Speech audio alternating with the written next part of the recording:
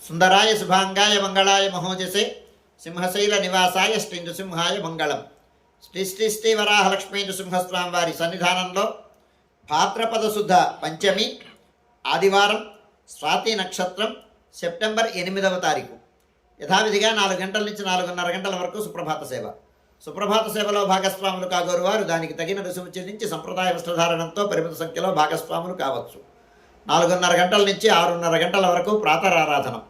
ప్రాతరారాధనంలో భాగస్వాములు కాగోరు వారు దానికి తగిన రుసుము చెల్లించి సంప్రదాయ వస్త్రధారణతో పరిమిత సంఖ్యలో భాగస్వాములు కావచ్చు.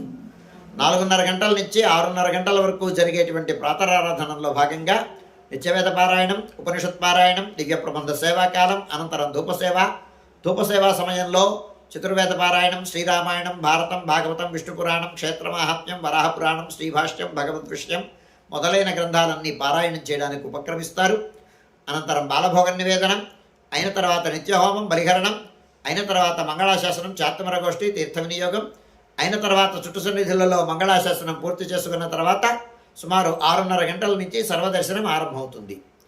ఈనాడు ప్రతి మాసంలో జరిగేటువంటి స్వాతి ప్రయుక్తంగా స్వాతి హోమం, నృసింహ హవనం జరగబోతుంది. ఉదయం 6:30 గంటల నుంచి 9:30 గంటల ప్రాంతంలో ఈ కార్యక్రమం జరుగుతుంది. ఇందులో భాగస్వాములు కాగోరు వారు దానికి తగిన రుసుము చెల్లించి సంప్రదాయ వస్త్రధారణంతో పరిమిత సంఖ్యలో 6:30 గంటలకు కళ్యాణ మంటపం దగ్గరికి విచ్చేసినట్టయితే ఆ హోమంలో భాగస్వాములు కావచ్చు. 9:30 గంటలకు ఆర్జిత నిత్య కళ్యాణం ఆరంభమవుతుంది. 11:30 గంటల నుంచి 12:15 గంటల వరకు రాజభోగ నివేదనం, మహానివేదనం. ఈ సమయంలో భక్తుల యొక్క దర్శనములు నిలుపుదల చేయడం జరుగుతుంది. మధ్యాహ్నం 12:15 గంటల నుంచి 2:30 గంటల వరకు సర్వదర్శనం కొనసాగుతుంది. మధ్యాహ్నం 2:30 గంటల నుంచి 3 గంటల వరకు మధ్యాహ్న విరామం.